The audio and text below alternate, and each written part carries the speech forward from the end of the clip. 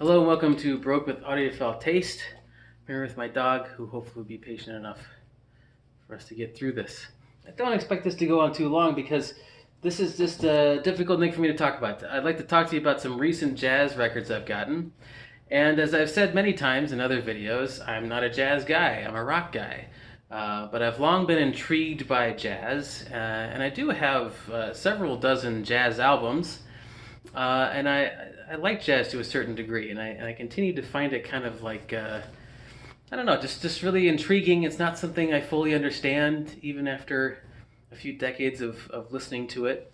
Um, uh, so I just like to see what I can come up with. I don't really have anything planned other than I know some specific releases I'm going to talk about here, and I'm going to try to keep my dog from knocking into the stand. So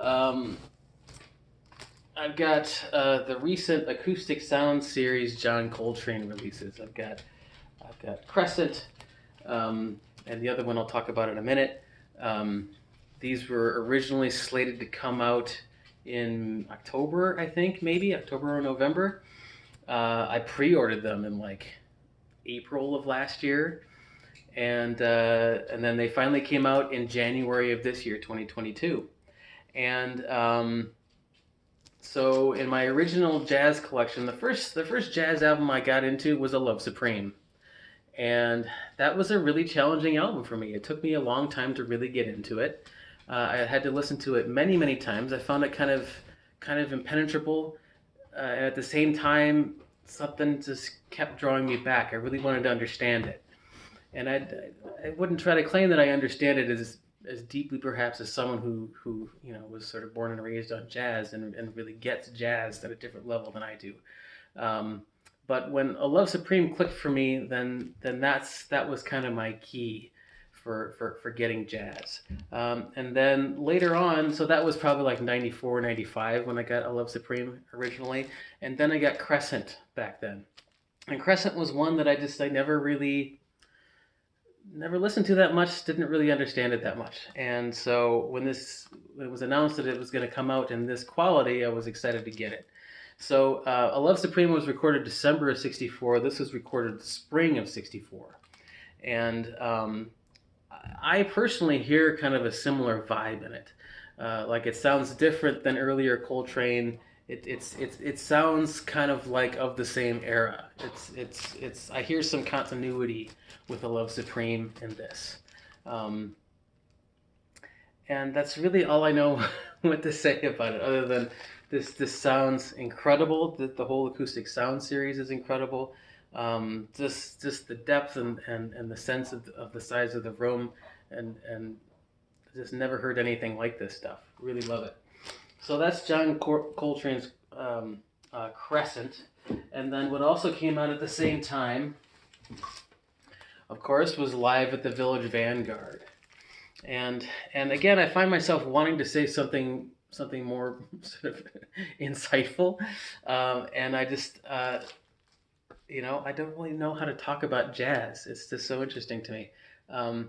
What is interesting to me is this sense of being at the Village Vanguard in 1961 and listening to this.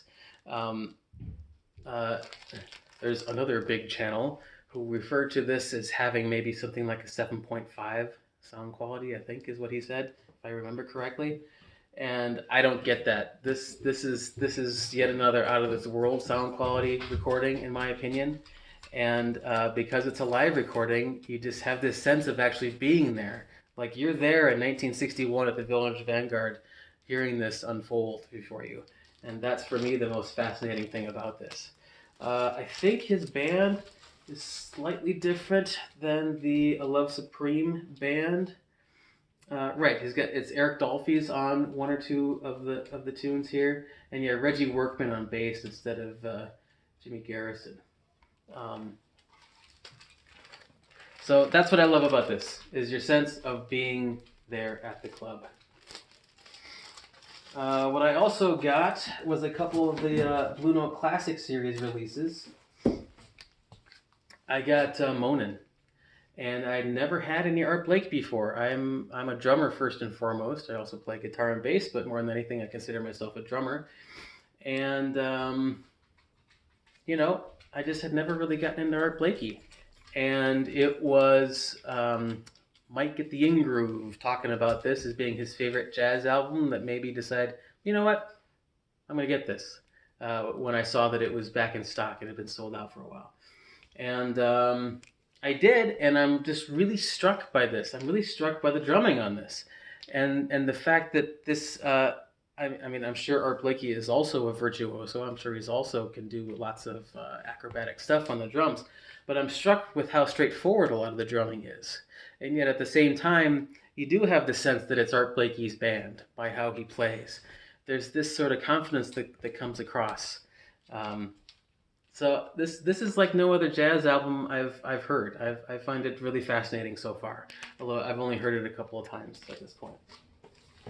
And the other one I got, what does my dog have in her mouth? The other one I got was the Real McCoy, which I haven't even opened yet.